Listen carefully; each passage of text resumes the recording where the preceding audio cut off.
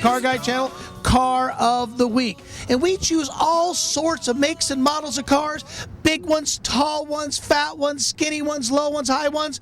We have all sorts of cards and letters that come into the Car Guy channel about cars. We have a 67 Camaro coming up pretty soon. This guy called, and it's going to be phenomenal because we're trying to cover some General Motors.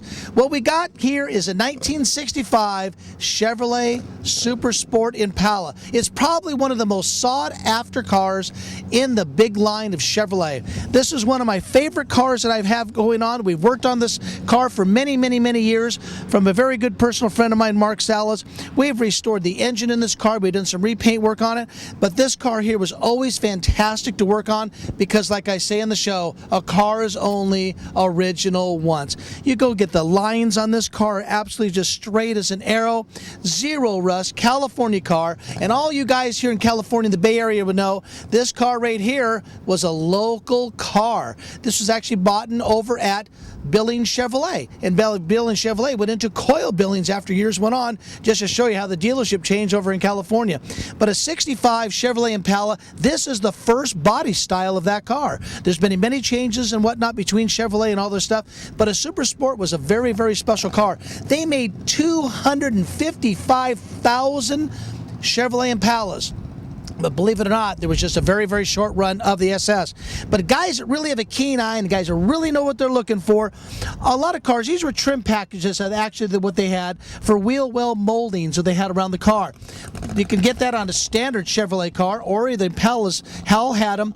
All the SS cars, all of them had it regardless. That's part of the SS trim. But the difference was, there was a chrome strip that went from here all the way across the bottom. They removed that from the SS to give it a little bit more of a stylish and sporty look. They all had right here the Super Sport script on the side of the car. There were a lot of engine options in these years, and when you could, back then you could order a car. You can order kind of almost any way you want. All sorts of engine packages and whatnot. They did have a 236 cylinder. They were very, very rare, actually, for the collectible guys in the Super Sport world. There's just a very few of them out there that actually had a 6-cylinder. The percentage is very, very low. I've seen a couple at some shows. I don't know the exact number, so if you guys got that number, send it in to CarGuyChannel.com. I would like to know all about it. But believe it or not, they're extremely rare. I don't want to say desirable, but extremely rare to a collector. It'd be something you probably want to have on his shelf and say, hey, I got one. You know, you car guys are. We all got to have some. This car happens to have the Chevrolet 327. 327 really came into effect in 1962. Was kind of the motor that really turned over Chevrolet. And power options, are all sorts of power options for Chevrolet. But we're going to stick with the SS because I go crazy on the makes and model styles and motors and things, but this particular car has a Chevrolet 4-barrel 327 engine. They did have a motor with a 409. It was the last year of 409. They would actually have an option to put in these 409s with the actual 4-speed cars were introduced. They had a 4-speed model for this car here also. This happens to be an automatic. And there were so many different little tiny little features to an SS, and I'm going to show you half a dozen of them, and you're going to get a kick out of it. Most of the SS options, like I was talking about, are on the inside of the car, let alone the chrome strip we talked about on the side. But on the inside of the car is what really told if a guy had an original SS. Now, an SS car, look at these doors, guys. They don't make them like that anymore. But when you get an SS car, the whole interior trim package is completely different. Only an SS car came with vinyl bucket seats, and on the bucket seats they all had a chrome trim that went all the way from the bottom all the way around the top on both seats. I mean, just a really classy option. You're going to see a little bit of, we can call that ownership wear and tear, but just to get you guys to know, that will probably be done pretty soon, but it's original. And just to show you the high quality of this car here in original state, that's lasted this long and that well cared for by the family. It just shows these people care. This car's always been indoor, stored, garage kept, and I just really like original stuff. It means a lot to me. When you go ahead and get an SS car, the door panels had carpet on the bottom of them. They put a full complete carpet strip all the way across the bottom of the door panel and this particular trim and the reflector on the door. Kind of some pretty cool stuff when they go ahead and make your car an SS. But the way to tell if an SS car has a V8 engine or not is always the third digit on the VIN. People weren't sure what it was, but the third digit would be the letter 6. And then we're going to show you where that is. That is right inside the door jamb, right inside here. That's the last year where they put the trim tags on these cars. The rest of it went on the other part of the pillar, then later on in through the windshield of the car.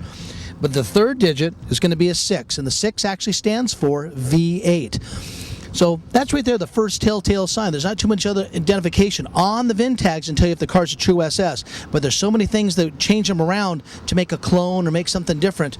They'd be pretty expensive to do, and it's kind of hard to do, but when there's a real one, most of you guys really kind of know it. An SS car only came with the center console inside the car. A center console, what they call, would be a floor shifter. This happens to be an automatic, and there's the floor shifter.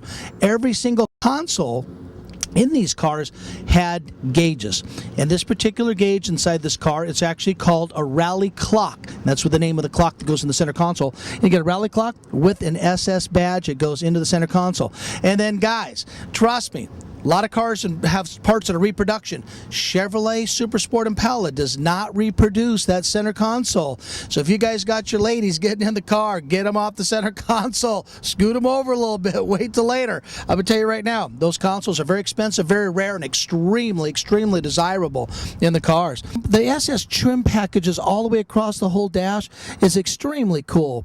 I just think everything about them are really totally unique, and it makes them just a fantastic car. It was kind of everything you can put on the car for us option-wise. Now, SS cars had all sorts of options go inside the cars, but SS car itself, when you got an SS, it had all sorts of interior trim package options like power window, power steering, all those type of things, but all of them came with carpeting. Some cars actually had kind of a vinyl base on the floor. All SSs were all carpeted cars, front to rear. Guys, let's get down to the hood and get to where the power's at. This happens to be a really, really clean, I mean a sanitary 327 with a 4-barrel underneath it. And I mean, there's so much room under here. That's why a lot of guys have restored them and done a lot of real customizing things. There's a lot of room under the hood of this car, and there's a lot you can do. And it just looks really, really cool being a 327. This has really not a lot of options, just actually power steering. It does not have power brakes as a single brake booster. They did have power brakes. They did have air conditioning. They did have a lot of things that went with them, but none of that was added on or changed around on this car. This car here is being a non-rust car and kept very sterile. There's a lot to say about an original car like that, and I don't know, you just don't get them like this every day. You don't get them. In the early years, always get a kick out of all little tiny details. A lot of manufacturers did, especially the American manufacturers. Of course, European did their things. But, you know, they had a little thing on here, so for your washer fluid, they actually had the triangular-shaped bottle. And sure enough, they got the original one inside this car. And it's really kind of neat that they go and have usually the blue fluid is set up in there, you know, for your windshield wipers. Kind of neat. Little storage container for that stuff. All these little touches that General Motors did. Some of the badging that was put on the car, you can tell right here, Impala SS. Now, a lot of these emblems are not reproduced, so when you got one in the grill of the car, there's a lot of little telltale signs to tell. You can tell this is the real McCoy. These cars had 21 colors to choose from when you ordered your car from Chevrolet. This color happens to be Camino Beige, and I just think it looks absolutely spectacular. It's very period correct, and out of 21 colors, it was a really pretty cool choice. Some people repainted the color with the metallics and different lines. Metallic paints were really not perfected by really any auto manufacturer back then, so a lot of the solid colors, you know, the whites, the reds, some of the solid blues and whatnot, let alone the metallics, these hold up extremely well and usually really make a nicer car. But I mean, when they went ahead and the first year of the 3 big round taillights in the back of the cars, you got 6 lights blaring at you. That started safety reasons because the cars needed to have more brake light, more tail light. Now, we're going to get to the trunk area of this car, and I'm surprised the back of the trunk is not rented out to any family out here for some extra living space. But look at the inside of this trunk of the car. That's when they made a trunk of a car. I mean, just solid as they get. And the rubber around the car, this is all original stuff. None of this stuff has ever been done. This has never been repainted at all. This car here happens to have had one repaint that I personally know of. And this right here has never been redone. All the original stickers are underneath the car. And obviously, we've got our good buddies from the Good Guys. Got some Good Guys stickers in there. Spare tire, and of course he's got his Case's emergency classic coveralls in case of an emergency. Original matting is still in here. They just don't get better than that. And again, identification and badging is a big deal for any collectible car. We have it on the front grille, and of course we have it on the back of the car. Impala SS Super Sport. One of the neat features this SS Impala has really is the ants and sprints. I mean, they're old school, cool school, neat school. They're really everything the car's all about. It gives the car a great look for a great ride. And a lot of guys have different choices of actually setting these cars up. Raise them, lower them, or whatever you want to do. But the stock factory height is absolutely my personal choice. I love the way this car here looks like this. It's kind of sleek looking, mean looking. The car looks fast just standing here. But it has a really good look. We replaced all the springs in this car because springs after a while they kind of sag a little bit, and because the weight of the car, of different things have changed within the years, and they do kind of lose their buoyancy. And I'm telling you, the way this car here is set up, this is really cool, the way the lines go, and that just tells you really how quality the car is. So the way this car sits with these ants and sprints, good choice. Little trivia for you Impala guys, these cars are actually called a sports roof for the two-door cars, and same with the four-door automobiles, but now there's no SS four-door, but because he didn't have a post inside. But hey guys, I love this car for Car of the Week, and I hope you do too, and you check some things out for the Car Guy channel. If you want to get your car in the Car Guy channel, go to www.carguychannel.com. We're getting cards and letters for all different makes and models of cars. If there's a car you'd like to see on the show, give us a call. We'd like them to have as nice as this one's pretty cool.